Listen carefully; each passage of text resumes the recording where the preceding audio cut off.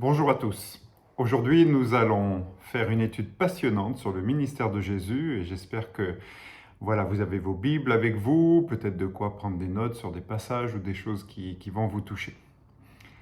Selon les Nations Unies, 2,8 milliards de personnes vivent avec moins de 2 dollars par jour. Et parmi elles, 800 millions d'êtres humains vivent en dessous du seuil d'extrême pauvreté, soit moins de 1,6 euros par jour. Cela représente plus d'une personne sur 10. Et souvent, ces personnes cumulent aussi handicap et maladie. Comment est-ce que vous voyez l'aide aux pauvres aujourd'hui dans votre vie? Et je ne parle pas à un groupe de personnes, mais je te parle à toi qui écoutes. Comment vois-tu l'aide aux pauvres dans ta vie? Est-ce que c'est une activité organisée par certains dans l'église ou dans un autre groupe? Est-ce que c'est accessoire? Ou est-ce que cela fait partie de ta vie quotidienne? Et aujourd'hui, on va étudier le ministère de Jésus. Je prie vraiment que cela change radicalement notre façon de voir Jésus et notre responsabilité, afin que l'aide aux pauvres et aux personnes fragiles devienne une partie centrale de nos vies et de notre ministère.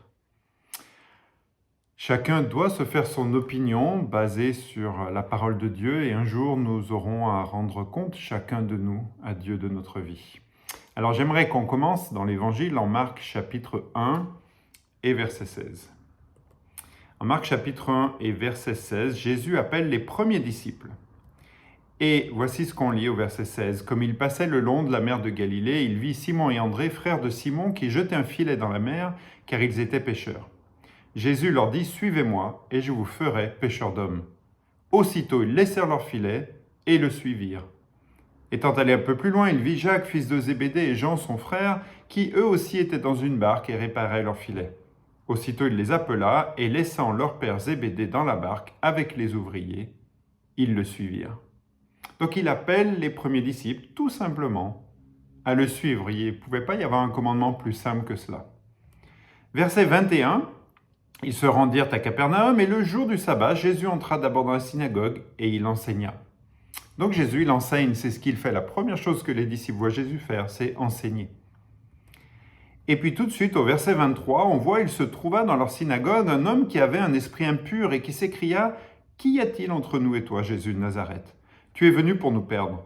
Je sais qui tu es, le Saint de Dieu. » Jésus le menaça, disant, « Tais-toi et sors de cet homme. » L'esprit impur sortit de cet homme en l'agitant avec violence et poussa un grand cri. Tous furent saisis de stupéfaction, de sorte qu'ils se demandaient les uns aux autres, « Qu'est-ce que ceci? Une nouvelle doctrine? Il commande avec autorité même aux esprits impurs, ils lui obéissent. » Et sa renommée se répandit aussitôt dans tous les lieux environnants de la Galilée. Donc il guérit un homme possédé par un esprit mauvais. Et aujourd'hui, on se dit, on ne connaît pas ce genre de choses. Pourtant, si la psychologie n'était pas encore très avancée, en tout cas les études en psychologie, mais peut-être qu'aujourd'hui, on pourrait assimiler cela à un schizophrène, à quelqu'un atteint de paranoïa, à quelqu'un atteint de démence. Et donc, quand il enseigne, les gens sont étonnés, et quand il guérit, sa renommée se répand. Et c'est un modèle qu'on voit se reproduire en permanence dans l'Évangile, dans la vie de Jésus. Regardez bien sûr au verset 29, beaucoup d'entre nous connaissent ce passage. En sortant de la synagogue, ils se rendirent avec Jacques et Jean à la maison de Simon et André, et la belle-mère de Simon est couchée, elle a la fièvre. Donc là, il est face à quelqu'un qui est malade après une journée intense de travail, d'enseignement. Il est très tard et après avoir guéri, bien sûr, la belle-mère de Simon, verset 32, le soir après le coucher du soleil, on lui amena tous les malades et les démoniaques. Et toute la ville était rassemblée devant sa porte. Il guérit beaucoup de gens qui avaient diverses maladies. Il chassa aussi beaucoup de démons. Il ne permettait pas aux démons de parler parce qu'il le connaissait. Donc il est très tard et toute la ville est devant la porte. Pourquoi est-ce que toute la ville est devant la porte?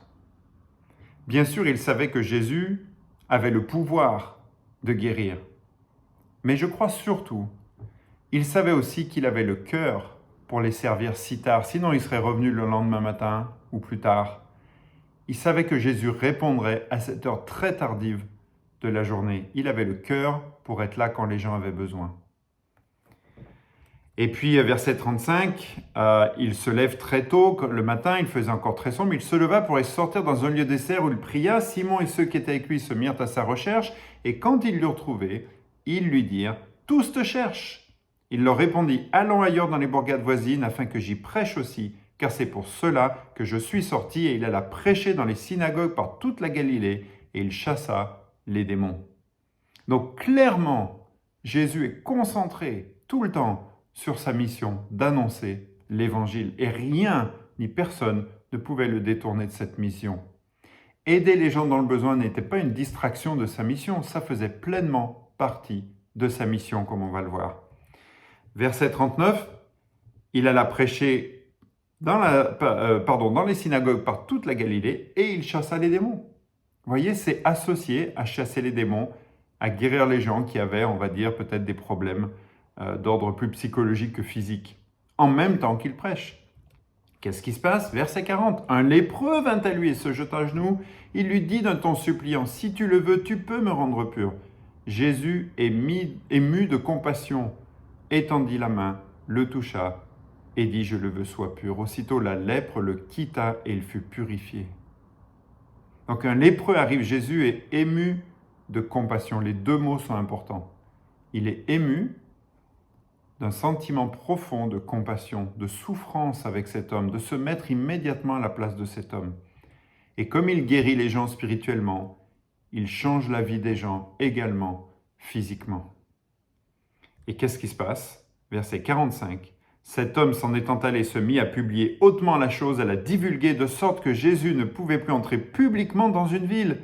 Il se tenait dehors dans les lieux déserts et l'on venait à lui de toutes parts. Sa renommée se répandait. Donc il est très clair qu'au début, la renommée de Jésus qui se répand, ce n'est pas lié à son enseignement au départ, mais à son cœur de compassion pour les gens qui souffraient dans leur chair ou dans leur esprit, et de son pouvoir, bien sûr, de les guérir. On continue en Marc chapitre 2, versets 1 et 2. Quelques jours après, Jésus revint à Capernaum et on apprit qu'il était à la maison et il s'assembla un si grand nombre de personnes que l'espace devant la porte ne pouvait plus les contenir. Il leur annonçait la parole. Donc Jésus, il n'est pas distrait de la mission d'annoncer la parole. Il prêche la parole. Et pendant qu'il prêche, verset 3, les gens vinrent à lui amenant un paralytique porté par 4 hommes. Et si vous connaissez l'histoire, ils vont amener le paralytique jusqu'à Jésus en passant par le toit parce qu'il y avait trop de monde. Et pour Jésus, ce n'était pas une activité planifiée, ce paralytique. Il ne savait pas qu'on allait lui amener un paralytique. Ce n'était pas l'activité de Hope planifiée le samedi après-midi. C'était en plein milieu de l'accomplissement de sa mission, d'annoncer la parole. Mais il s'arrête et il guérit cet homme. Pour Jésus, aider les pauvres et les nécessiteux, c'était toujours sur son chemin. Pendant sa journée, il était prêt à changer ses plans pour aider les gens. Et ça a vraiment changé ma façon de concevoir l'aide aux pauvres. Depuis 18 ans, je travaille dans le médico-social auprès des personnes âgées, très âgées et souvent en fin de vie. Mais typiquement, en tant que disciple, en dehors de mon travail, je ne faisais pas grand-chose ou quelques activités de temps en temps. Et bien sûr, les activités planifiées ne sont pas une mauvaise chose. Et je sais qu'à Paris, Ça vient du cœur avait commencé à une distribution aux sans-abri de toutes sortes de choses, de vêtements, de nourriture. Et puis on continue ça maintenant sous l'égide de Hope. Et bien sûr, c'est une bonne chose et on doit tout faire pour participer. Mais notre cœur va se révéler dans notre vie quotidienne beaucoup plus que pendant une activité planifiée. Être comme Jésus, c'est encore mieux tous les jours. Le christianisme, c'est quotidien. Et donc, pendant mes déplacements, j'ouvre les yeux et je me dis que Dieu va mettre sur ma route des gens qui sont dans le besoin. Et je vais au moins m'arrêter, je vais au moins leur donner un peu d'humanité, un petit moment d'attention et ce que je peux sur mon chemin. Et pendant des mois, près de mon bureau, il y avait un couple probablement de migrants ou en tout cas de personnes certainement sans papier qui étaient avec des enfants sous une tente et je les voyais depuis mon bureau. Puis je me disais un jour, il faut que je planifie dans mon agenda d'aller les voir, etc. Et puis après avoir étudié toutes ces choses-là, je me dis, qu'est-ce que ferait Jésus? Jésus, la première fois qu'il les aurait vus, il se serait arrêté. Et donc, le lendemain, sur mon chemin en allant au bureau, je me suis arrêté, j'ai discuté avec eux et j'ai pu leur donner quelques conseils, quelques aides, et puis je les ai revus, je leur ai ramené des choses, etc. Et puis maintenant, on se dit bonjour tous les jours quand je passe. Et vous voyez la différence entre planifier les choses, qui est aussi une bonne chose, mais surtout avoir le cœur de Jésus dans notre quotidien, alors qu'on est en chemin pour annoncer la parole. La compassion dans le cœur de Jésus, elle n'était pas compartimentée. Elle était là tout le temps. Alors si on continue notre lecture de l'évangile de Marc, en Marc chapitre 3 maintenant, donc vous pouvez tourner la page et aller en Marc chapitre 3 verset 1. Jésus entra de nouveau dans la synagogue et il s'y trouvait un homme qui avait la main sèche. Donc à nouveau, il rentre dans la synagogue. Pourquoi faire? Pour prêcher la parole, bien sûr, pour annoncer l'évangile. Et voilà qu'un homme arrive avec la main desséchée. Et verset 2, on voit que les Juifs qui étaient là observaient Jésus pour voir s'il le guérirait le jour du sabbat. C'était afin de pouvoir l'accuser. Et Jésus dit à l'homme qui avait la main sèche, « Lève-toi là au milieu ». Puis il leur dit, « Est-il permis le jour du sabbat de faire du bien ou de faire du mal, de sauver une personne ou de la tuer ?» Mais ils gardèrent le silence. Alors promenant ses regards sur eux avec indignation et en même temps affligé de l'endurcissement de leur cœur, il dit à l'homme, « Étends ta main. » Il l'étendit et sa main fut guérie. Jésus est attristé de la dureté de leur cœur parce que ces hommes-là ne voyaient que le sabbat et le fait que Jésus allait enfreindre le sabbat, mais ne voyaient pas la souffrance de cet homme qui avait la main sèche. Et donc Jésus est attristé de la dureté de leur cœur. Vous voyez, ce n'était pas qu'une question de pouvoir pour Jésus, c'était une question de cœur avant tout. Verset 14, si on continue, il choisit les 12 apôtres. Il en établit 12 pour les avoir avec lui et pour les envoyer prêcher. La mission était claire, prêcher la parole.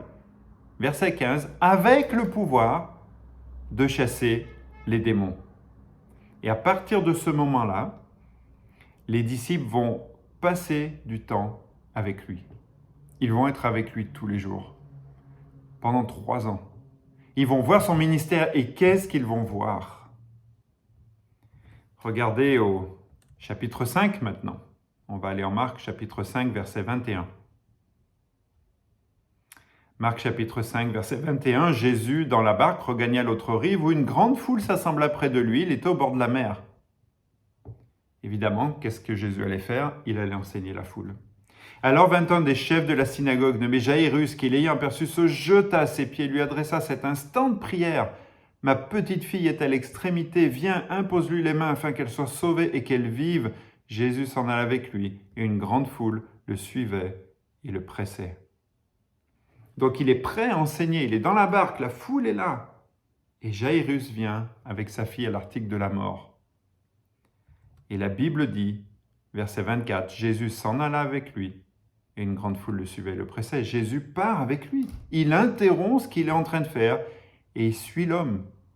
Et sur le chemin pour aller aider et sauver la fille de Jairus, il rencontre la femme qui a un écoulement de sang. Et même en allant aider quelqu'un, Jésus ne pouvait pas ne pas s'arrêter pour aider quelqu'un d'autre qui avait besoin. Et il va s'arrêter, guérir cette femme, guérir la fille de Jairus et continuer à prêcher la parole. Verset 39, on voit dans ce chapitre, il entra et leur dit « Pourquoi faites-vous du bruit et pourquoi pleurez-vous? L'enfant n'est pas morte, mais elle dort au moment de ramener la fille de Jairus à la vie. » Il réconforte les gens, il voit leur cœur, il voit leurs pleurs, il voit leur souffrance. Et il a ces paroles de réconfort. Et puis, verset 41, il la saisit par la main et lui dit « Talita kumi », ce qui signifie « Jeune fille, lève-toi, je te le dis ». Aussitôt la jeune fille se leva, se mit à marcher car elle avait 12 ans et ils furent dans un grand étonnement. Donc il la prend par la main, il la relève et il demande qu'on lui donne à manger. On continue, si vous lisez le début du chapitre 6, vous verrez que du verset 1 à 6, qu'est-ce que fait Jésus? Il prêche encore la parole, il enseigne et il guérit quelques malades. Verset 12 à 13, maintenant, il va envoyer les 12. Et les 12 partent, verset 12, ils partirent, ils prêchaient la repentance. Ils prêchent la parole. La mission était absolument leur priorité. Verset 13, ils chassaient beaucoup de démons et ils oignaient d'huile beaucoup de malades et les guérissaient. Voyez comment les deux vont ensemble tout le temps dans l'Évangile, dans la vie de Jésus et dans le ministère de ses apôtres. Pourquoi? Parce que c'est ce qu'ils avaient appris de Jésus. Prêcher la parole et guérir les malades. Verset 34. Quand il sortit de la barque, Jésus fit une grande foule et fut ému de compassion pour eux parce qu'ils étaient comme des brebis qui n'ont pas de berger. Il se mit à leur enseigner beaucoup de choses. Donc il enseigne, il a la compassion pour leur état spirituel, il prêche la parole. Mais il est ému de compassion parce qu'ils sont perdus et il va prendre soin de leurs besoins physiques.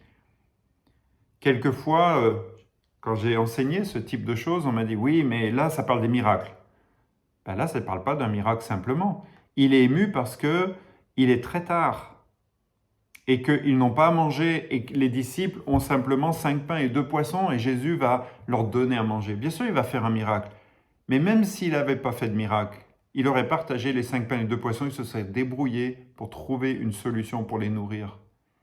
Ça, c'était le cœur de Jésus. Bien sûr, il avait le pouvoir, mais son pouvoir n'aurait eu aucun impact sans cœur. C'est ce que Paul nous dit, si tu as tous les pouvoirs du monde, si tu n'as pas l'amour, tu ne vaux rien. Jésus, il était amour avant d'avoir même des pouvoirs. Le plus important, c'est qu'on voit chaque fois sa compassion pour les gens. Et puis, bien sûr, il utilise son pouvoir. Et c'est intéressant parce qu'en Jean chapitre 6, d'ailleurs là on ne le voit pas et on voit les disciples qui distribuent, mais en Jean chapitre 6, la Bible dit qu'il a commencé lui-même à distribuer. Et puis ici, si on continue au verset 55, quand ils furent sortir de la barque, verset 54, les gens ayant aussitôt reconnu Jésus parcoururent tous les environs et l'on se mit à porter des malades sur des lits partout où l'on apprenait qu'il était. En quelque lieu qu'il arriva, dans les villages et dans les villes ou dans les campagnes, on mettait les malades sur les places publiques et on le priait de leur permettre seulement de toucher le bord de son vêtement. Et tous ceux qui le touchaient étaient guéris. Donc dès qu'il arrivait quelque part, les gens amenaient les malades. Et ça continue, et ça continue, ça continue. Vous pouvez lire l'Évangile de cette manière, vous verrez à chaque fois que la prédication de la parole, la mission de Jésus, c'était annoncer la parole et guérir les gens, avoir compassion des gens dans le besoin, donner à manger à ceux qui avaient faim, donner des vêtements à ceux qui étaient nus, guérir les malades, les libérer de leurs démons. Jésus a aidé toute personne qui avait des besoins. On voit qu'il a aidé des enfants malades, des gens avec des problèmes psychologiques, des sourds ou des gens qui avaient des troubles de la parole, des aveugles, toutes sortes de maladies, les affamés, ceux qui étaient fatigués, ceux qui étaient pauvres. Est-ce que vous comprenez, est-ce que vous commencez à comprendre que c'était son ministère quotidien? Et c'est ainsi que Jésus a proclamé l'Évangile.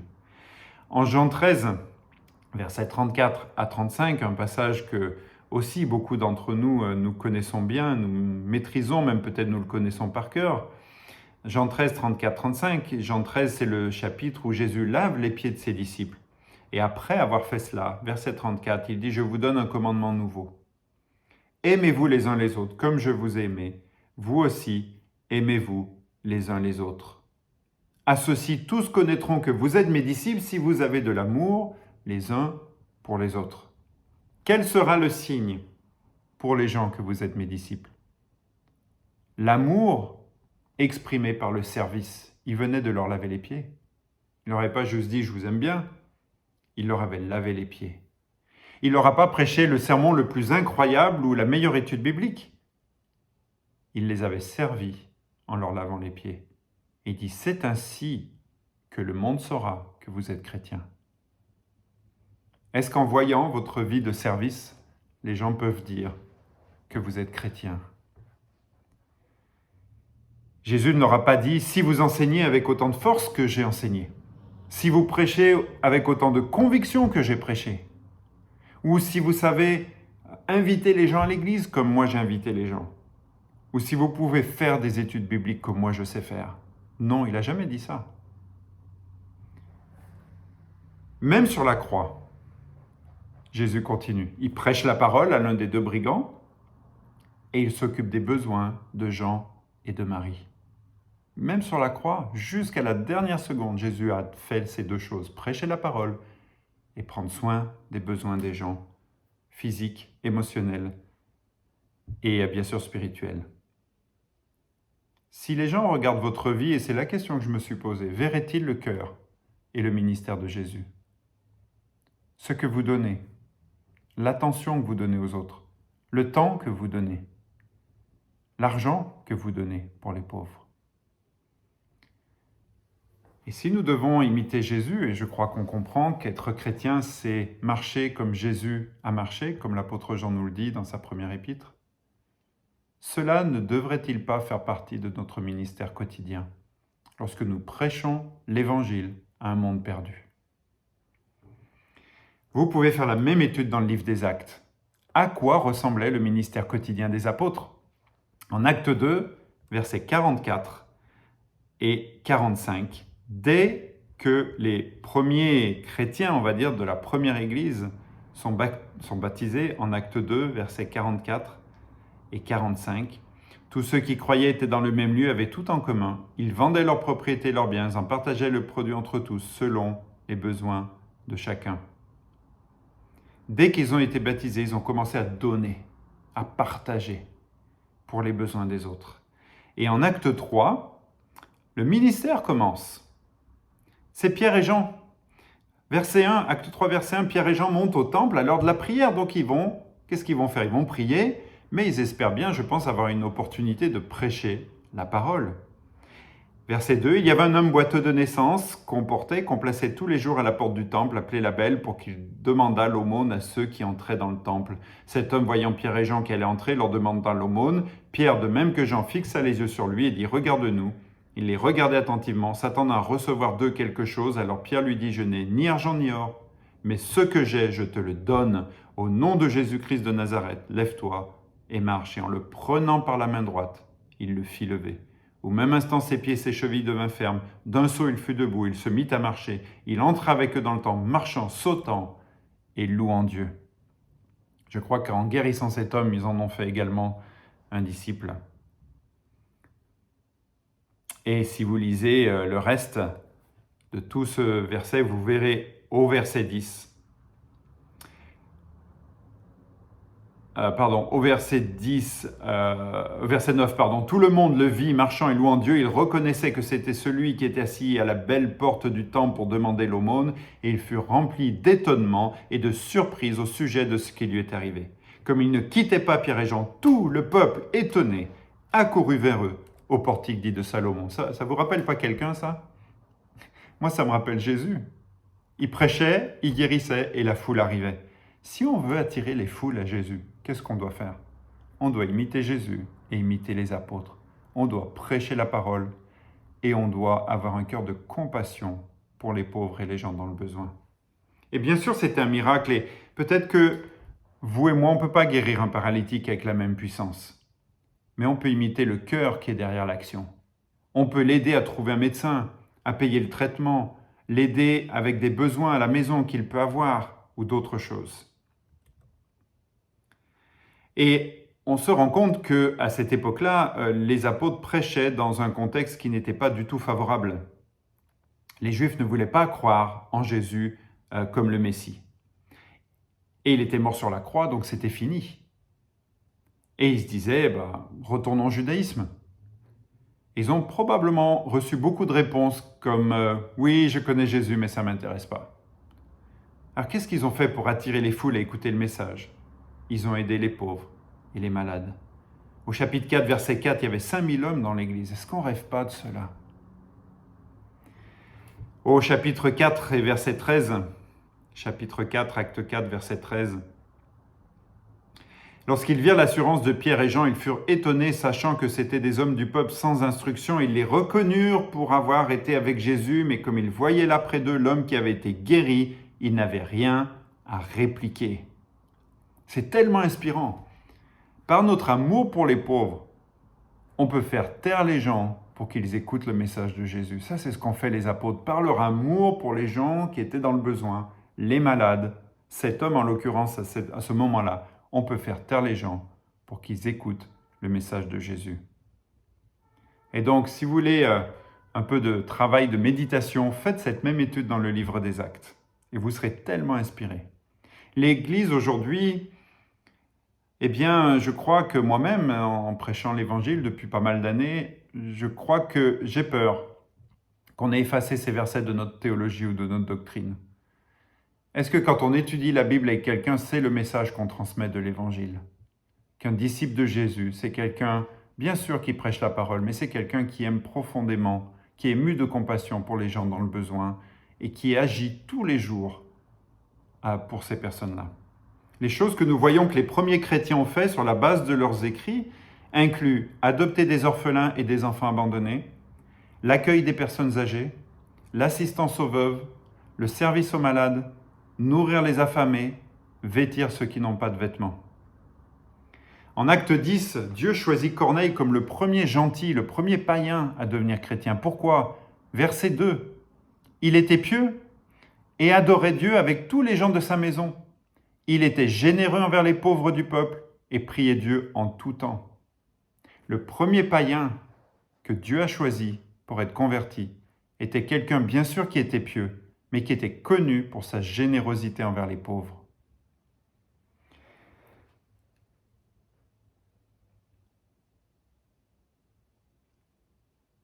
En Jacques chapitre 1 et verset 27, Jacques nous dit que la religion pure et sans souillure devant Dieu, celui qui est Dieu et Père, consiste à prendre soin des orphelins et des veuves dans leur détresse et à se garder de toute tâche du monde, de toutes les choses qu'il aurait pu dire. Voilà ce qu'il dit. Oui, se garder du péché, des souillures du monde, mais aussi assister et prendre soin des orphelins et des veuves dans leur détresse. Si vous lisez Matthieu 25, 31 et 46, vous verrez même que c'est une question de salut. En Matthieu 25, Jésus parle du jugement dernier et c'est un passage qu'on connaît bien. Vous pouvez le lire du verset 31 au verset 46, on ne va pas le lire maintenant, mais vous pouvez aussi étudier cela. Et Jésus dit qu'il va, on aura à rendre compte, il va séparer les brebis des boucs et les gens lui disent, mais comment on saura? Et Jésus dit, quand j'étais nu, quand j'avais besoin, quand j'étais pauvre, ou quand j'étais malade, ou en prison, vous ne m'avez pas rendu visite, vous ne m'avez pas aidé. Il dit, mais quand est-ce qu'on n'a pas fait ça? Chaque fois que vous ne l'avez pas fait à l'un de ses plus petits, c'est à moi que vous ne l'avez pas fait. Donc ce sera une question même au jugement dernier. Et ce qui est génial, c'est que tout le monde peut faire ce ministère. Tout le monde ne peut pas chanter juste et devant toute l'Église pour diriger les chants. Tout le monde ne peut pas forcément enseigner ou prêcher. Mais tout le monde peut avoir un cœur pour les pauvres. Quel que soit l'âge, le sexe, la richesse ou la pauvreté, le handicap ou non. Et on a grandi dans une église où on nous a enseigné que pour qu'elle grandisse, il faut évangéliser, ce qui souvent a été traduit par beaucoup d'entre nous, inviter les gens dans la rue à l'église. Mais évangéliser, c'est partager l'évangile. Et si on partage Jésus sans parler de ce cœur pour les pauvres et les nécessiteux, sans le vivre, on partage la moitié de l'évangile. Il en manque un bout. Maintenant, nous devons construire une église qui encourage à être simplement comme Jésus, en aimant les pauvres tous les jours et en parlant de Jésus. Et l'évangile sera proclamé. Alors, que puis-je faire pour aider? Je peux faire un peu de pub. Vous pouvez adhérer à Hope pour la modique somme de 10 € par an. Ça montre votre cœur à vouloir participer à un effort des frères et sœurs pour construire une structure qui va aider de manière plus efficace les gens. Vous pouvez donner même un petit don, et j'en reparlerai dans une prochaine vidéo que vous verrez aussi. Et puis surtout dans la vie de tous les jours, ouvrir les yeux, s'arrêter, parler, partager un peu d'humanité avec quelqu'un qui est dans le besoin. Regardez l'impact que Jésus a eu. Regardez les apôtres. Ça doit nous convaincre. Et je crois que la France est ce que Jésus appelle en Marc 9, verset 19, une génération incrédule. Et dans un contexte comme celui des apôtres, qui n'est pas du tout favorable à l'accueil de la foi, l'aide aux pauvres et aux nécessiteux est le meilleur témoignage que nous pouvons donner de notre foi. Est-ce que vous avez un cœur pour la mission? Est-ce que vous êtes des fois comme moi découragés par le manque d'ouverture et d'intérêt que les gens ont dans l'Évangile? Mon conseil, c'est servez les pauvres de tout votre cœur. Devenez un exemple parmi vos amis, vos familles, vos collègues de travail, vos voisins. Aidez les plus fragiles. Et vous serez encouragés et Dieu fera le reste. À quoi ressemblerait votre ministère quotidien si vous étiez un disciple formé directement par Jésus, si vous étiez un des 12 apôtres? Et si vous étudiez la Bible ou vous n'êtes pas encore chrétien, ne rêvez-vous pas d'être comme Jésus? Ce monde a besoin de compassion. Et ça commence avec vous. Vous pouvez faire la différence dans le cœur des gens. Jean le Baptiste, le plus grand des prophètes, selon Jésus, a dit, on va terminer avec ce passage en Luc, chapitre 3. Luc, chapitre 3. Luc, chapitre 3 et verset 7. Il disait à tous ceux qui venaient en foule pour être baptisés par lui, « Race de vipères, qui vous a appris à fuir la colère à venir? Produisez donc des fruits dignes de la repentance, et ne vous mettez pas à dire en vous-même, nous avons Abraham pour père. » Et verset 10, la foule l'interrogeait, disant, « Que devons-nous faire? Qu'est-ce que ça veut dire se repentir, Jean-Baptiste, le plus grand des prophètes, je vous rappelle, selon Jésus. » Et Jean-Baptiste leur répondit, verset 11, « Que celui qui a 2 tuniques partage avec celui qui n'en a point, et celui qui a de quoi manger agisse de même. » On doit se repentir pour devenir chrétien. On s'est repenti si on est devenu chrétien. On appelle les autres à se repentir. Qu'est-ce que ça veut dire se repentir? Quand vous demandiez à Jean-Baptiste, c'est partage avec ceux qui ont besoin. Donne de tes possessions aux autres. Donne du temps, donne de l'attention et la compassion pour les autres. Change ton cœur pour les autres. Aime les autres comme toi-même. Donc repentons-nous. Changeons notre manière de penser. Changeons notre manière de voir le ministère de Jésus. Gardons la mission comme la première priorité d'aider les gens qui sont perdus à connaître Jésus en leur montrant l'exemple de Jésus dans nos vies. Imitons Jésus. Faisons de l'aide aux pauvres et aux nécessiteux une partie centrale de notre ministère de proclamation de Jésus. Et construisons l'Église ainsi. Montrons au monde l'amour de Jésus. Et je suis convaincu que nous aurons un impact comme nous n'avons jamais eu dans ce pays. Amen.